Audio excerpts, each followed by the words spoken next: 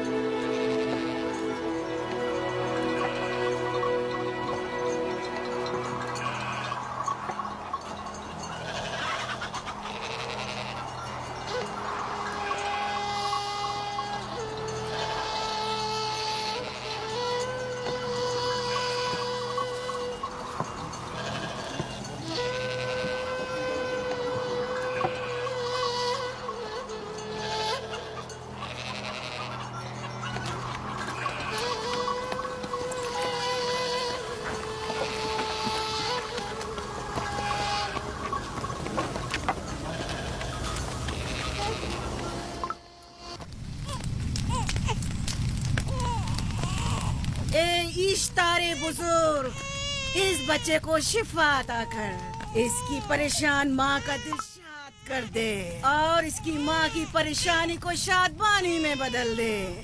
اے میرے خدا، اس بچے کو شفا عطا کر۔ اس بچے کی ماں یہ عہد کرتی ہے کہ تیری بارگاہ تیرے حضور میں قیمتی نذرانے پیش کرے گی۔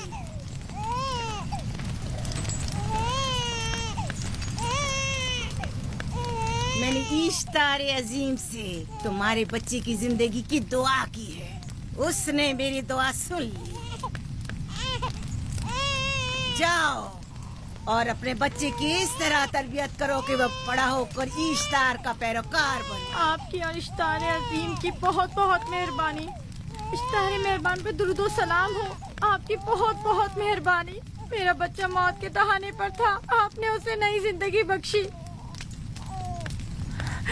اشتار عظیم بزرگ اشتر کو سلامت رکھے، اشتر کی حفاظت فرمائے۔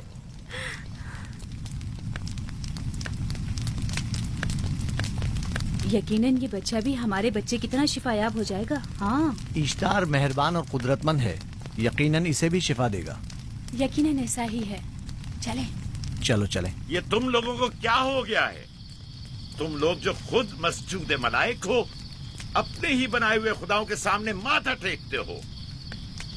تمام کائنات انسان کی تابع ہے، پھر بھی تم ان بے جان پتھروں اور بتوں کے سامنے سر جھکاتے ہو۔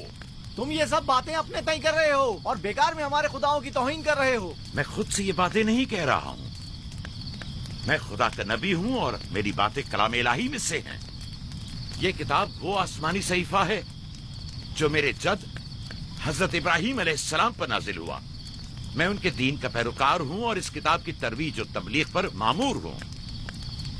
میں خود سے کچھ نہیں کہہ رہا۔ اس آسمانی کتاب میں یہ بھی لکھا ہے کہ تم ہمارے خداؤں کی توہین کرو۔ میں توہین نہیں کر رہا، صرف سوال کر رہا ہوں۔ اگر جانتے ہو تو جواب دو، اگر نہیں جانتے تو قبول کرو۔ میں آپ سے پوچھتا ہوں، اشتار کی عبادت گاہ کے بت تمہارے خالق ہیں یا تمہاری مخلوق؟ تم لوگ اشتار کے حکم کے تابع ہو یا وہ تمہارے تابع ہے؟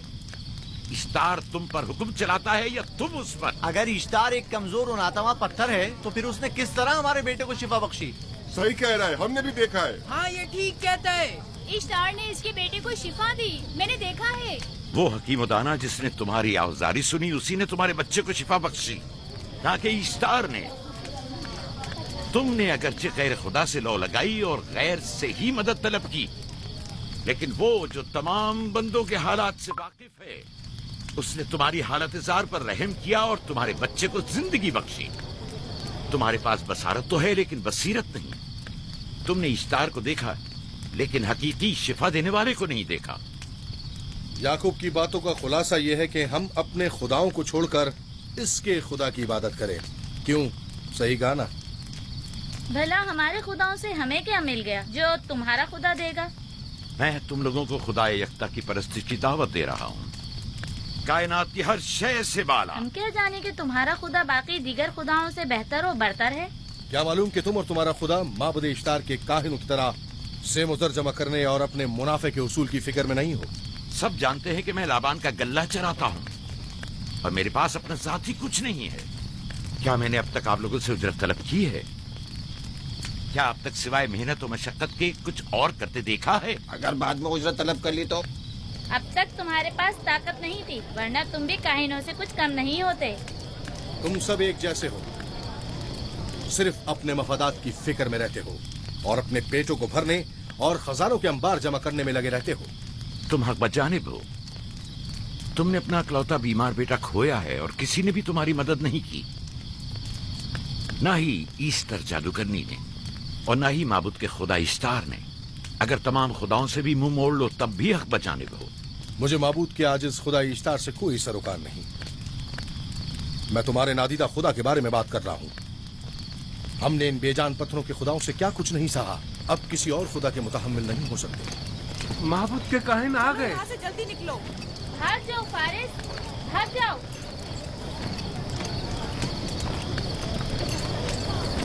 उस तरफ इसे छोड़ दो।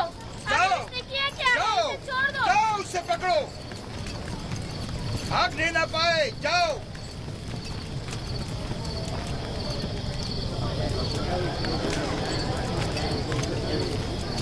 अगर हाकिम लाबान के दामाद ना होते तो तुम्हारे साथ वो करता कि। मुझे तुमसे और काहिनों से कोई खौफ नहीं। जाओ यहाँ से और मजीद याकूब की कुफर आमेज बातों पर कान मत धरो। क्या दिखाई नहीं दे रहा कि याकूब की कुफर आमेज बातों की वजह से फदान को कहत का सामना है? चलो, इससे पहले कि ईश्वर का गजब नाजिल हो जाए, चलो, चलो। चलो यहाँ से जल्दी चले। चलो यहाँ से। चले। चलो, जाओ। चलो चलो यहाँ से जल्दी करो। आ जाओ, तुम भी आ जाओ। चलो भाई, तुम भी यहाँ से चलो।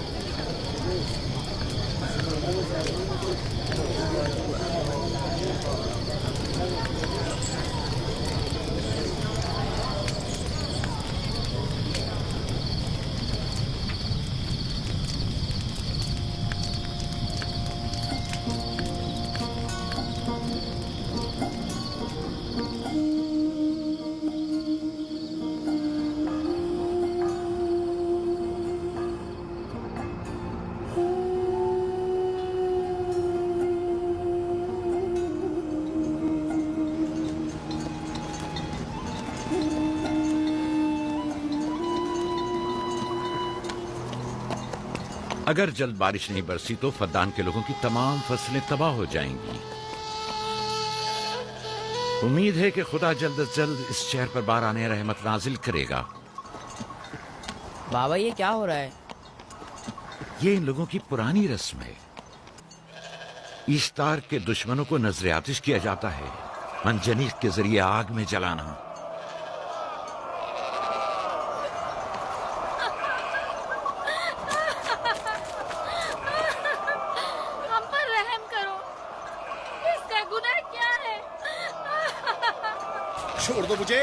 छोड़ दो मुझे।